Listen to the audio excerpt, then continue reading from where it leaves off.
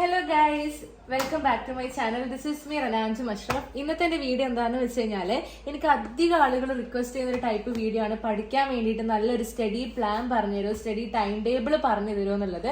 അപ്പോൾ അങ്ങനെ ചോദിച്ചവർക്കൊക്കെ വേണ്ടിയുള്ള വീഡിയോ ആണ്. ഇത് എല്ലാ ക്ലാസ്സുകാർക്ക് വേണ്ടി ഒന്നിച്ചുള്ള വീഡിയോ ആണ്. നിങ്ങൾ വീഡിയോ മുഴുവനായിട്ട് കണ്ടു നോക്കുക.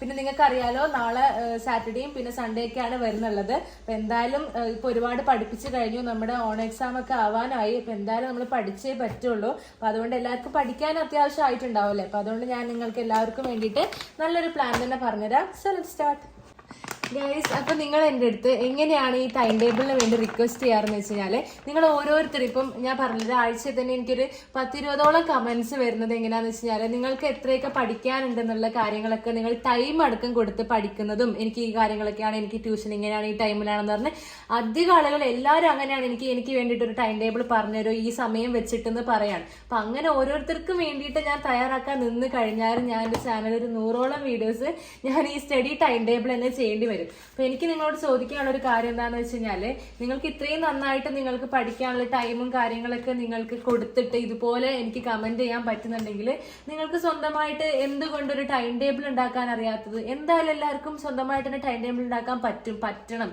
കാരണം എന്താണെന്ന് വെച്ച് കഴിഞ്ഞാല്, നമുക്ക് സ്വന്തമായിട്ട് പഠിക്കാനുള്ള ടൈം ടേബിൾ നമ്മൾക്ക് തന്നെ ഉണ്ടാക്കാൻ അറിഞ്ഞില്ലെങ്കിൽ നമുക്ക് പഠിക്കാനും പറ്റത്തില്ല. ആ ഒരു കാര്യം നിങ്ങൾ മനസ്സിലാക്കണം. നമ്മൾ സ്വയം ടൈം ടേബിൾ ഉണ്ടാക്കിയിട്ട് തയ്യാറെടുക്കുമ്പോഴേ നമുക്ക് പഠിക്കാനുള്ള ഇൻട്രസ്റ്റ് വരത്തുള്ളൂ. അപ്പൊ നിങ്ങൾ തയ്യാറാക്കേണ്ട എങ്ങനെയാ ജസ്റ്റ് നിങ്ങൾക്ക് മോഡൽ ഞാൻ കാണിച്ചു തരാം. പക്ഷെ നിങ്ങൾ ചെയ്യേണ്ടത് എങ്ങനെയാന്ന് വെച്ച് കഴിഞ്ഞാൽ, നിങ്ങളിപ്പോ എനിക്ക് കമന്റ് ഇടുന്ന പോലെ തന്നെ നിങ്ങൾക്ക് എന്തൊക്കെ കാര്യങ്ങളാണ് ചെയ്യാനുള്ളത്. എനിക്ക് ഇന്ന സമയം തൊട്ട് ഇന്ന സമയം വരെയാണ് പഠിക്കാനുള്ളത്, ഇന്ന സമയം തൊട്ട് ഇന്ന് എനിക്ക് ട്യൂഷൻ ഉണ്ടെങ്കിൽ അത്, പിന്നെ ഫുഡ് കഴിക്കാൻ ഇത്ര ടൈം, അങ്ങനെ എല്ലാ ചെറിയ കാര്യങ്ങളും നിങ്ങൾ ഉൾപ്പെടുത്തിക്കോളൂ, കുഴപ്പമില്ല.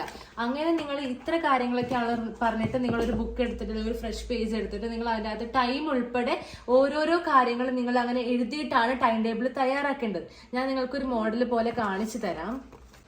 നിങ്ങൾ എല്ലാവരും ചെയ്യേണ്ടത് എന്താന്ന് വെച്ച് കഴിഞ്ഞാല്, നിങ്ങൾക്ക് ഇത്ര ടൈമാണ് കിട്ടുന്നുള്ളത് നിങ്ങൾ നോക്കിപ്പോ, ഒരു ഡെയിലി നിങ്ങൾക്ക് എത്ര 4 മണിക്കൂറാണോ അതോ 6 മണിക്കൂറാണോ? ഇപ്പൊ സ്കൂളില്ലാത്ത ദിവസമാണ് നിങ്ങൾക്ക് അത്യാവശ്യം ടൈം കിട്ടുമല്ലോ. അപ്പൊ ഇത്ര മണിക്കൂറാണ് എനിക്ക് കിട്ടിയത്. ഇപ്പം 6 മണിക്കൂറാണെങ്കിൽ നിങ്ങൾക്ക് അതിൻ്റെ അകത്ത് എത്ര ടൈം, നിങ്ങൾക്ക് ടഫുള്ള സബ്ജക്ട് ഉണ്ടാവുമല്ലോ, ആ ടഫുള്ള സബ്ജക്റ്റ് നിങ്ങൾ ഇത്ര ടൈം കൊടുക്കുക, ബാക്കി ഈസി ഉള്ളതിന് ഇത്ര ടൈം കൊടുക്കുക, അങ്ങനെ ചെയ്യാം. ഇപ്പൊ ഫോർ എക്സാമ്പിൾ നിങ്ങൾ രാവിലെ ഒരു 6 മണിക്കാണ് പഠിക്കാൻ സ്റ്റാർട്ട് ചെയ്യുന്നതെങ്കിൽ 6 മണി തൊട്ട് ഒരു 8 മണി വരെ എന്ന് പറഞ്ഞിട്ട് നിങ്ങൾ ഇങ്ങനെ കൊടുക്കുക. നിങ്ങൾക്ക് ഏറ്റവും ടഫ് ഏതാ? ഫിസിക്സ് ആണെങ്കിൽ ഇപ്പൊ നിങ്ങൾ എന്ത് ചെയ്യുക, സ്റ്റഡി ഫിസിക്സ് എന്ന് പറഞ്ഞിട്ട് കൊടുക്കുക. വേണമെങ്കിൽ നിങ്ങൾ ഡീറ്റെയിൽ ആയിട്ട് നിങ്ങൾക്ക് അതിൽ ഏതാ ടോപ്പിക്സ് നിങ്ങൾ കവർ ചെയ്യാൻ ഉദ്ദേശിക്കുന്നത് അത് വേണമെങ്കിൽ നിങ്ങൾക്ക് അത് വേറെ ടു ഡു ലിസ്റ്റ് പോലെ നിങ്ങൾക്ക് തയ്യാറാക്കാവുന്നതാണ്. അതിനുശേഷം പിന്നെ നിങ്ങൾ എന്താണ് ചെയ്യുന്നത്, ഇതേപോലെ നിങ്ങൾക്ക് കിട്ടുന്ന 6 മണിക്കൂറിൽ ഇപ്പോൾ ഓൾറെഡി 2 മണിക്കൂറായി. ഇതുപോലെ നിങ്ങൾ ബാക്കി കിട്ടുന്ന മണിക്കൂറുകൾ ഇന്ന സമയത്താണെന്ന് എഴുതിയിട്ട് നിങ്ങൾ എന്തൊക്കെയാ പഠിക്കുന്നുള്ള കാര്യങ്ങൾ വെച്ചിട്ടാണ് ടൈം ടേബിൾ തയ്യാറാക്കേണ്ടത്. ഇനി നിങ്ങൾ പഠിക്കുന്ന സമയത്തിന് നിങ്ങൾക്ക് ഏറ്റവും ടഫുള്ള സബ്ജക്റ്റ്, ഇപ്പൊ മാത്സ് ആണെങ്കിലും അല്ലെങ്കിൽ ഫിസിക്സോ കെമിസ്ട്രിയോ ഏതാണെങ്കിലും, നിങ്ങൾ ആ ഒരു സബ്ജക്റ്റിന് എന്തായാലും ഡെയിലി നിങ്ങൾ പഠിക്കുന്ന ആ ഒരു റുട്ടീൻ ഉണ്ടാവുമല്ലോ, അതിന് നിങ്ങൾ ഡെയിലി ടൈം കൊടുത്തിരിക്കണം. നിങ്ങൾക്ക് ടഫുള്ള സബ്ജക്റ്റിന് എന്തായാലും ഇപ്പോൾ 1 മണിക്കൂറെങ്കിലും നിങ്ങൾ എന്തായാലും നിങ്ങൾക്ക് ടഫ് ഡെയിലി ആയിട്ട് പറയുവാണ്, വീക്കെൻഡിലെ കാര്യമല്ല പറയുന്നത്. അങ്ങനെ നിങ്ങൾ ഡെയിലി വർക്കൗട്ട് ചെയ്താൽ മാത്രം നിങ്ങൾക്ക് ഏറ്റവും ടഫുള്ള സബ്ജക്റ്റ് നിങ്ങൾക്ക് ഈസി ആയിട്ട് മാറത്തുള്ളൂ. അപ്പൊ നിങ്ങൾ ഇപ്പോൾ ഒരു കാര്യം ചെയ്യുകയാണെങ്കിൽ, നിങ്ങൾ കുറെ പേരൊക്കെ പറയായിരിക്കും എനിക്ക് ട്യൂഷൻ ഉണ്ട്, എനിക്ക് വേറെ പഠിക്കുന്നുണ്ട്, ഞാൻ ക്ലാസ് കാണുന്നുണ്ട്, അങ്ങനെ കുറെ എനിക്ക് സമയം കിട്ടുന്നില്ല എന്ന് പറയുന്ന ആളുകളോട് എനിക്ക് പറയാനുള്ളത്, പിന്നെ എനിക്കൊരു കാര്യം പറയാനുള്ളത്, അധികം പഠിക്കാൻ സമയം കിട്ടുന്നില്ല എന്ന് പറയുന്ന ആളുകൾ ഇങ്ങനെയുള്ള ആളുകളായിരിക്കും. അതായത് സ്കൂളിൽ പോകുന്നവരും ട്യൂഷന് പോകുന്നവരുണ്ടാകും, യൂട്യൂബിൽ ക്ലാസ് കാണുന്നവരുണ്ടാകും. അപ്പൊ നിങ്ങളിപ്പോൾ സ്കൂളിൽ പോകണമെങ്കിലും ക്ലാസ് കേൾക്കാണ്, ട്യൂഷനിലും ക്ലാസ് കേൾക്കാണ്, യൂട്യൂബിലാണെങ്കിൽ ആ ക്ലാസ് കേൾക്കാണ്. അപ്പൊ നമ്മൾ ആ കേൾക്കുക എന്നുള്ളതല്ലാണ്ട് നമ്മളത് പഠിക്കുന്ന ഒരു ഇതില്ല. അപ്പോൾ അങ്ങനെ ഒരുപാട് ക്ലാസ്സുകൾ കണ്ടുകൊണ്ടോ കേട്ടുകൊണ്ടോ കാര്യമില്ലെന്ന് തന്നെയാണ് ഞാൻ പറയുന്നത്. നമ്മൾ സ്വയം പഠിക്കാനിരിക്കുമ്പോഴാണ്, നമ്മൾ സ്വയം എഫേർട്ട് എടുക്കുമ്പോഴാണ് നമുക്ക് അതിന് പഠിച്ചതുകൊണ്ട് നമ്മളുടെ തലയിൽ എന്തെങ്കിലും കയറുള്ളൂ. കുറെ ക്ലാസ് കേട്ടെന്ന് വെച്ചിട്ട് കാര്യമില്ല. അപ്പൊ അതുകൊണ്ട് നിങ്ങൾ അങ്ങനെ കുറെ സമയം വേസ്റ്റ് ആക്കാണ്ട് നിങ്ങൾ സെൽഫ് സ്റ്റഡിക്ക് എന്തായാലും ഒരു ടൈം നിങ്ങളുടെ റുട്ടീനിൽ കൊടുത്തിട്ടുണ്ടാകണം.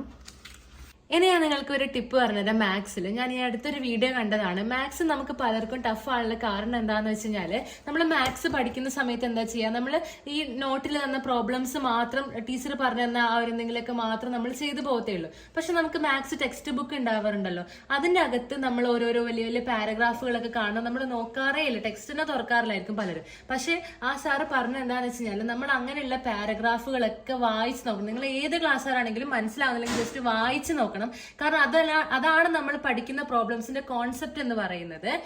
അതുകൊണ്ട് ഇനി മുതൽ എല്ലാവരും മാത്സ് പഠിക്കുന്ന സമയത്ത് ടെക്സ്റ്റ് ബുക്ക് അടുത്ത് വെച്ചിട്ട് അത് വായിച്ചിട്ട് കൂടി പ്രോബ്ലംസ് ചെയ്യാൻ നോക്കുക. പിന്നെ എൻ്റെ അടുത്ത് പ്ലസ് വണ്ണിൽ പഠിക്കുന്നവരൊക്കെ ചോദിച്ചിട്ടുണ്ടായിരുന്നു എങ്ങനെയാണ് ഞാൻ പ്ലസ് വണ്ണിൽ പഠിക്കുമ്പോൾ പഠിച്ചത് ഓരോ സബ്ജക്റ്റിൽ നിന്നുള്ള കാര്യങ്ങൾ. അപ്പൊ അതിനെക്കുറിച്ചൊക്കെ ഞാൻ വീഡിയോസ് ചെയ്തിട്ടുണ്ട്. ഇനി ഒരു കാര്യം നിങ്ങൾക്ക് അഡീഷണൽ ടിപ്പായിട്ട് പറഞ്ഞുതരാം. നമ്മളിപ്പം പഠിക്കുന്ന സമയത്ത് ഞാനൊക്കെ കഴിഞ്ഞ വർഷം അങ്ങനെയായിരുന്നു. ഞങ്ങൾക്ക് ടീച്ചേഴ്സ് തന്ന PDF ഒക്കെ അതുപോലെ പഠിച്ചിട്ട് പോകാറായിരുന്നു എക്സാമിന്. മാത്സ് ഞങ്ങൾക്ക് ടീച്ചറിന്റെ നോട്ട്സ് ആയിരുന്നു, PDF ആയിരുന്നില്ല. അപ്പൊ അതുകൊണ്ട് നിങ്ങൾക്ക് കണ്ടായിരുന്നല്ലോ മാത്സ് ഞങ്ങൾക്ക് എന്താണ് സംഭവിച്ചത്. എക്സാമിന് ടെക്സ്റ്റ് ബുക്കിലുള്ള കുറെ ടഫും അല്ലാത്ത ടൈപ്പിലുള്ള ക്വസ്റ്റ്യൻസ് ഒക്കെ ഒരുപാട് വന്നു. ടീച്ചേഴ്സ് അതുപോലെ അധികം ചെയ്യിക്കാത്ത പോലത്തെ പ്രോബ്ലംസ് ഒക്കെ ടെക്സ്റ്റ് നിന്നാണ് വന്നത്. അപ്പൊ അതുകൊണ്ട് ഈ വർഷം നിങ്ങൾ എല്ലാവരും ടെക്സ്റ്റ് ബുക്കിലെ എക്സസൈസുകൾ തന്നെ ചെയ്ത് പഠിക്കണം. പിന്നെ കുറെ പ്രോബ്ലം ചെയ്യുന്നതിലല്ല കാര്യം. ഞങ്ങളുടെ ടീച്ചർ അടക്കം പറഞ്ഞത് ഓരോ പ്രോബ്ലത്തിന്റെ കോൺസെപ്റ്റ് നമ്മൾ കറക്റ്റ് മനസ്സിലാക്കി കഴിഞ്ഞാൽ എത്ര ടഫുള്ള ക്വസ്റ്റ്യൻ വന്നാലും നമുക്ക് ചെയ്യാൻ പറ്റും. അതുകൊണ്ട് ഇനി പ്ലസ് 1 പ്ലസ് 2 എന്താ ചെയ്യേണ്ടതെന്ന് വെച്ചാൽ നമ്മൾ 10th വരെ പഠിച്ചതുപോലെയല്ല, ഇനി ഫുൾ നമുക്ക് പഠിക്കാന്നുള്ളത് തന്നെയാണ് മെയിൻ ആയിട്ടുള്ള കാര്യം. ടെക്സ്റ്റിലൊക്കെ ഒരുപാടുണ്ട് മാത്സിന്റെ ഒക്കെ, പക്ഷെ അതൊക്കെ നമ്മൾ പഠിക്കുക തന്നെയാണ് നമ്മുടെ ഡ്യൂട്ടി എന്ന് പറയുന്നത്. കാരണം എളുപ്പവഴി ഒരിക്കലും നല്ലതല്ല. ഇനി ഞാൻ നിങ്ങൾക്ക് കുറച്ച് സ്റ്റഡി ടിപ്സ് പോലെ പറഞ്ഞുതരാം. പ്ലസ് 1കാർക്ക് വേണ്ടിയുള്ള സ്റ്റഡി ടിപ്സ് ഞാൻ അടുത്ത വീഡിയോയിൽ ഉൾപ്പെടുത്തുന്നതായിരിക്കും. ഞാൻ കെമിസ്ട്രി ആണ് പറയുന്നത്. എന്താ വെച്ചാൽ ഞാൻ കെമിസ്ട്രി ആയിരുന്നു ഇപ്പം റീസെന്റ് ആയിട്ട് പഠിച്ച ടെസ്റ്റ് പേപ്പർ ഉള്ളതുകൊണ്ട് തന്നെ. അപ്പൊ അത് ഞാൻ നിങ്ങൾക്ക് പറഞ്ഞുതരാം. സൊല്യൂഷൻസ് പറഞ്ഞ ചാപ്റ്റർ സിമ്പിൾ ആണ്. അപ്പൊ അതുകൊണ്ട് അത് ഞാൻ ജസ്റ്റ് ലാസ്റ്റ് പറഞ്ഞുതരാം. കുറെ ടോപ്പിക്സ് ഉണ്ടെന്ന് മാത്രം. പക്ഷെ ഈ ഇലക്ട്രോ കെമിസ്ട്രി കുറെ പേർക്ക് ടഫ് ആയിരിക്കും അല്ലെ. എനിക്കും ടഫ് ആയിരുന്നു പഠിക്കുന്നത് വരെ. ഞാനും ഭയങ്കര ബോറിംഗ് ആണെന്നൊക്കെ വിചാരിച്ച ചാപ്റ്റർ ആണ്.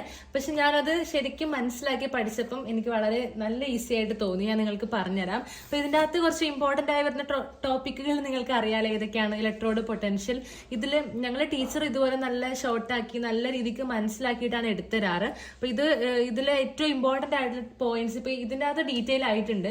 ഞാൻ പഠിക്കുന്ന സമയത്ത് എന്താ ചെയ്യാന്ന് വെച്ചാൽ നമ്മൾ ക്ലാസ് എടുക്കുമ്പോൾ നമുക്ക് ടീച്ചേഴ്സ് തന്ന നോട്ട്സ് അല്ലെങ്കിൽ നമ്മളെ ലെക്ചർ നോട്ട്സ് പോലെ എഴുതിയ ആ സിമ്പിൾ നോട്ട്സ് ഇല്ലേ, അത് ഞാൻ ഫസ്റ്റ് നല്ല രീതിക്ക് മനസ്സിലാക്കും. അല്ലെങ്കിൽ ബൈ ഹാർട്ട് ചെയ്യാൻ പറ്റുവാണെങ്കിൽ അങ്ങനെ ചെയ്യും.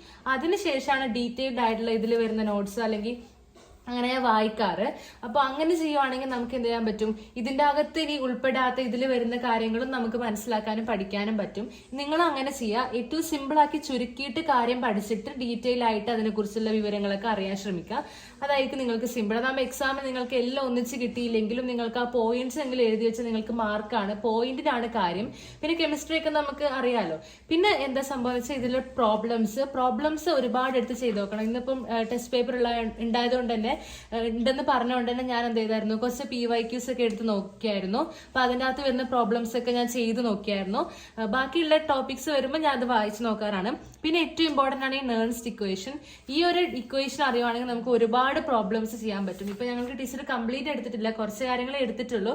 അപ്പൊ അതുമായി ബന്ധപ്പെട്ട് ഇതിപ്പോ കുറെ ടീച്ചർ ചെയ്യിപ്പിച്ച പ്രോബ്ലംസ് ആണ്. പിന്നെ അതുപോലെ തന്നെ ഇക്വിലിബ്രിയം കോൺസ്റ്റന്റിന് ഈ ഒരു ഇക്വേഷൻ ഇമ്പോർട്ടന്റ് ആണ്. ഇങ്ങനത്തെ ഇക്വേഷനൊക്കെ നിങ്ങൾ എന്ത് ചെയ്യുക, പഠിക്കുന്ന സമയത്ത് വേറൊരു ചെറിയ നോട്ടിൽ എഴുതി വെച്ചിട്ട് ആ ഒരു ബുക്ക് ഇങ്ങനെ കീപ്പ് ചെയ്യുകയാണെങ്കിൽ നല്ലതായിരിക്കും നമുക്ക് ഇക്വേഷൻസ് മാത്രമായിട്ട്. പിന്നെ അതുപോലെ ഈ ഒരു ഇക്വേഷൻ ഇമ്പോർട്ടന്റ് ആണ്. ഇതുമായി ബന്ധപ്പെട്ട് പ്രോബ്ലംസ് ഉണ്ട്. പിന്നെ അധികം ആളുകൾക്കും കൺഫ്യൂഷൻ വരുന്ന ഈ ഒരു ടോപ്പിക് ആയിരിക്കും അല്ലേ. അപ്പൊ ഇത് ഞങ്ങൾക്ക് ടീച്ചർ വളരെ കാര്യമായിട്ട് വളരെ ക്ലിയർ ആയിട്ട് നല്ലൊരു കഥ പോലെ മനസ്സിലാക്കി തന്നിട്ട് എടുത്തതായിരുന്നു ഈ ഒരു ടോപ്പിക്, ഇലക്ട്രോലൈറ്റിക് കണ്ടക്ഷന്റെ.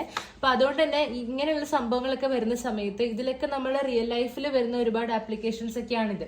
നിങ്ങൾ അതുപോലെ മനസ്സിലാക്കിയിട്ട് നിങ്ങൾ ഒരു കഥ പോലെ തന്നെ നിങ്ങൾ വായിച്ച് മനസ്സിലാക്കി പഠിക്കുക. എന്നിട്ട് നിങ്ങൾ അതിൽ ഇതുപോലെ ഇങ്ങനെ ഇപ്പൊ നിങ്ങൾക്ക് ഈ ഒരു സംഭവമൊക്കെ ഒരുപാട് ഇങ്ങനെ വലിച്ചു നീട്ടി എഴുതാൻ പറ്റുന്നതാണ്. പക്ഷെ ഇതുപോലെ ബോക്സ് ആക്കിയിട്ട് ഡയഗ്രാംസ് ആക്കിയിട്ടൊക്കെ എഴുതുവാണെങ്കിൽ എളുപ്പമായിരിക്കും. ഇപ്പൊ ഈ ഒരു പ്രിന്റിനകത്ത് നോക്കുകയാണെങ്കിൽ ഇതൊക്കെ ഈ സംഭവങ്ങളൊക്കെ ഇതിനെ കുറിച്ചുള്ള ടോപ്പിക്കാണ്. ഈ ഒരു ഭാഗത്ത് എത്തിയിട്ടില്ല.